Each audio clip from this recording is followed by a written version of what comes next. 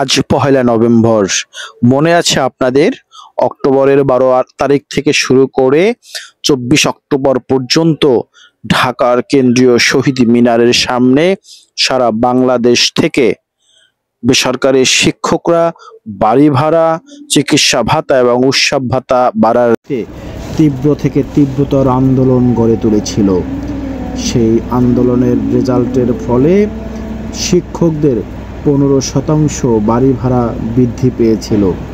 আজ সেই আন্দোলনের মাহেন্দ্রক্ষণ পহেলা নভেম্বর থেকেই কার্যকর শুরু হচ্ছে 15% বাড়ি ভাড়ার প্রথম ধাপ, অর্থাৎ 7.5% বাড়ি ভাড়া পাবে বেসরকারি শিক্ষকরা এই নভেম্বর মাস থেকে।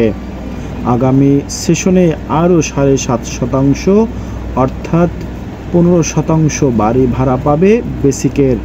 এমন সিদ্ধান্ত হওয়ার ফলে দেশের শিক্ষক সমাজ আনন্দিত হয়ে ঘরে ফিরেছিল।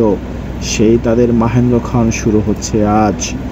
সারা বাংলাদেশ থেকে বেসরকারি শিক্ষকরা দেখিয়ে দিয়েছে আন্দোলনের মাধ্যমে তাদের অধিকার ফেরত আনা যায়। এর পিছনের মূল কারিগর আজিজি দেলোয়ার হোসেন আজিজি স্যারের নেতৃত্বেই মূলত সারা বাংলাদেশের শিক্ষকদের অধিকার ফেরত পেয়েছিল। এর আগে 2017 সাল থেকে বেসরকারি শিক্ষকরা ঢাকার কেন্দ্রীয় শহীদ মিনার থেকে শুরু করে বিভিন্ন জায়গায় আন্দোলন শুরু করেছিল। তখন কিন্তু জাতীয় প্রেস ক্লাবের সামনে আন্দোলন করেছিল।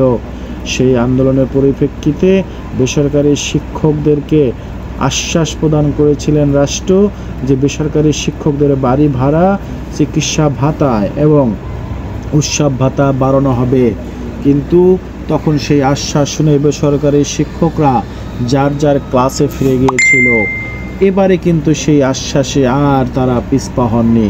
এবার আশ্বাসের পরে তারা প্রজ্ঞাপন নিয়েই ঘরে ফিরছেন। বেসরকারি শিক্ষকরা খেয়ে না খেয়ে দেশের নানান প্রান্ত থেকে সেখানে জড়ো হয়েছিলেন বেসরকারি শিক্ষকদের অধিকার আদায়ের লক্ষ্যে।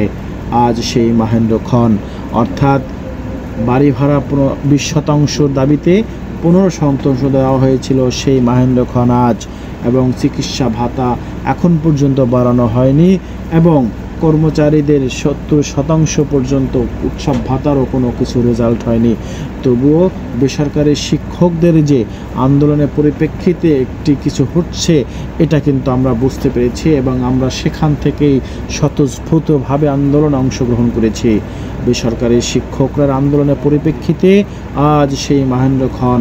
সবাইকে সালাম এবং শুভেচ্ছা জানাচ্ছি আজকে এমন দিন আনার করার জন্য, যারা পিছন থেকে, সামনে থেকে, নিচ থেকে তারা সাহায্য করেছেন।